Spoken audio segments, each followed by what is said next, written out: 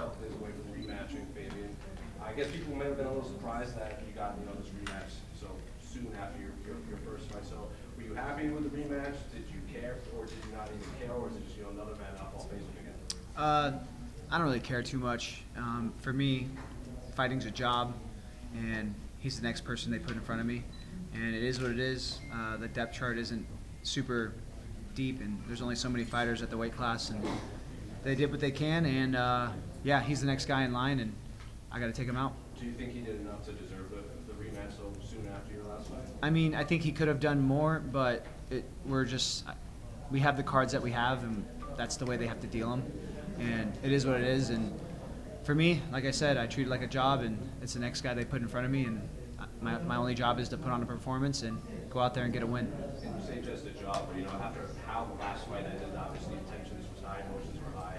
You seem to calm down relatively soon after, but are you bringing any of that into the fight? Because obviously I think it would seem like he would bring the emotions and the situation that happened at the end, or is that just in the past? For me, man, it was in the past. I don't really hold anything. I don't like them, but you don't have to like everybody you work with. And good thing we get to fight each other, and let those emotions out. But for me, I don't really think too much about it. It is what it is. We had some emotional moments the last time we fought, and yeah, I'm excited to fight him again and beat him up. And last one for me, he said something like he doesn't think that you're one of the guys that is constantly evolving or is not trying to constantly evolve in the gym. Do you think he's just saying that to build a fight, or does he truly believe that you're someone that's just always the same every time? Honestly, I don't know what he thinks. I don't really care. I know what I'm doing in the gym each and every day, and I'm definitely evolving. I'm training with the best guys in the world, and I mean, I travel gyms and I train with guys in my weight class that have fought for other titles like in the UFC, and I'm truly trying to evolve each and every day, and I don't care what other people think or what they think I'm trying to do. Yeah. John, Matt, how are you feeling after that war that you had right in this city with Eblen the second night? I feel pretty good, man. Sometimes you got to bring that dog out, and that night I had to bring that dog out. I made a bad decision in the second round, and all I had to do was circle out, but I decided to try to throw down and bang with him. Definitely learned a little bit from that fight, but yeah, man, I just know in my DNA there's nothing else that I can do when I'm put in a corner like that, and I just fight my way out of things. Yeah, amazing. Now when you have to dig deep, you know how deep you can actually dig, right? Yeah, bro, I'll dig deep until I die. So that's the only mode I know. Nothing else. Yeah, absolutely. Now, Missouri wrestling. Now, I've talked to some other people in Pat Millage, and they were saying that wrestlers are so good from that area of the world because there's nothing else to do. Do you think that's an accurate assessment? That's very true. The sun only shines for a certain amount of time, and when the sun's down and it's cold and there's nothing else to do, you end up doing a lot of things inside. And wrestling happens to be an indoor sport, and it happens to be around that winter time. So much of my childhood was being stuck in a wrestling gym, competing constantly every day. Been doing this since I was 4 years old, so I know nothing else. I think so. That's what. Yeah, John. Obviously, this fight was supposed to happen in September. What have been, I guess, the positives and the negatives of that being canceled? Obviously, the spotlight is huge. Just one of the big positives, but what else? A couple other positives. I've been here.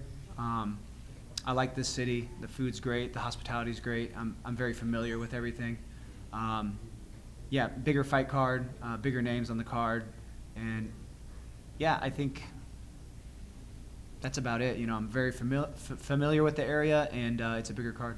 Yeah, why didn't it happen? It didn't. I don't think something could line up properly, or something happened, and they had to pull the fight, and they put the fight on the next best card that they could, or the next card that they could put on, and it's this fight. So I'm just grateful that it didn't get pulled, and I didn't have to wait till next year.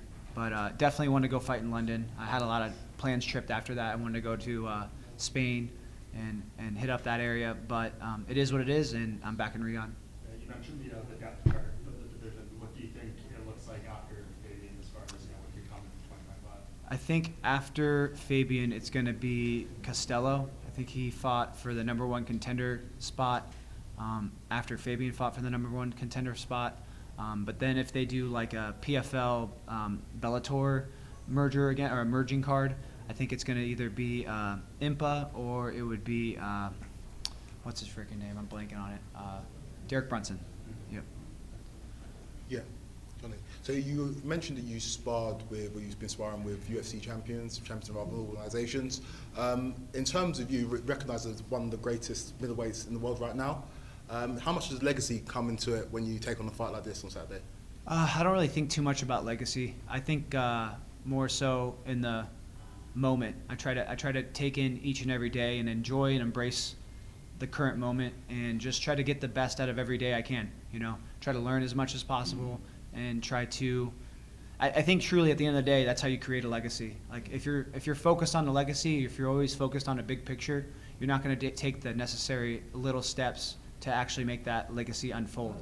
You know, I don't really have like anything in particular. I just try to take it one moment at a time and try to make the most out of that moment. Fabian mentioned that he wasn't too impressed with your performance against Impa. I know you mentioned you don't really care what he thinks, but what did you make of your performance against Impa last time out? I mean, Impa hits hard, man, and he caught me, and I made a mistake. And just to show that I can dig deep and dominate the rest of the fight is big, I think. And I think if this fight was 5 rounds, I don't think people would really be talking too much about it. I think I would have finished him.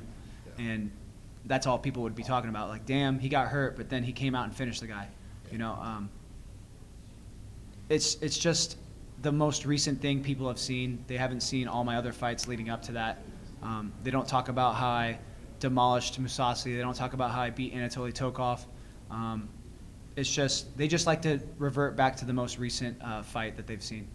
And before the most recent fight, obviously it was Fabian. You've shared the cage with him for an extended period of time right now. How do you think the fight goes on Saturday? I think I dominate every single minute, every single round. Whether I get a finish in the first or the fifth, it doesn't really matter. I'm prepared for everything that he's going to throw at me. I don't think he's prepared for everything I'm going to throw at him. Thank you. Bucho for MMA prospect. Obviously, you've been in there with who's who of the division, and you've fought practically everyone. Who do you think right now the best middleweight in the world is? Obviously, we've got champions in our organizations.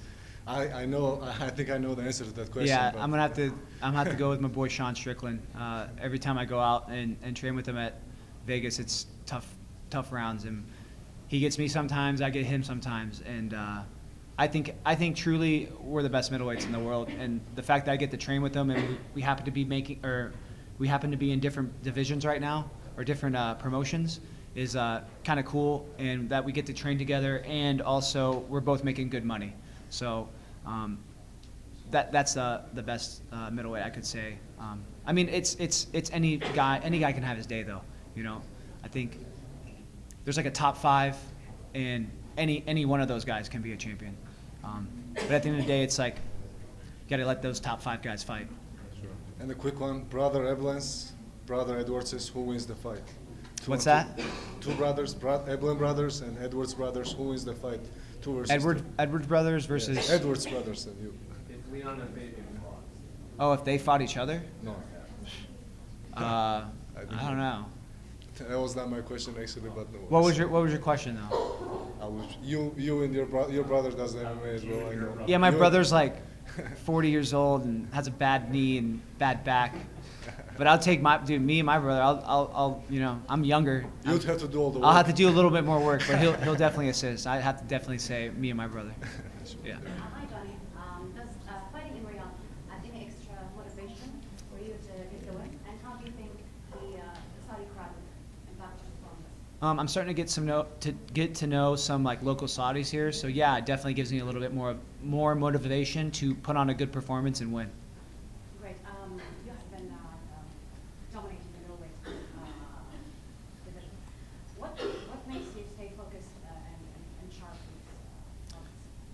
What keeps me focused and sharp would be just focusing on my health and taking in every single day like it's my last. You know, trying to make the most of every single moment that I can, and really just taking care of my health, enjoying what I do every day, and not creating problems for myself, keeping life simple. John, this is Sammy from Casual Sport Show, Mumbai, India. In your interview with MMA Knockout, you mentioned needing to utilize more of your skill set that you did last time around.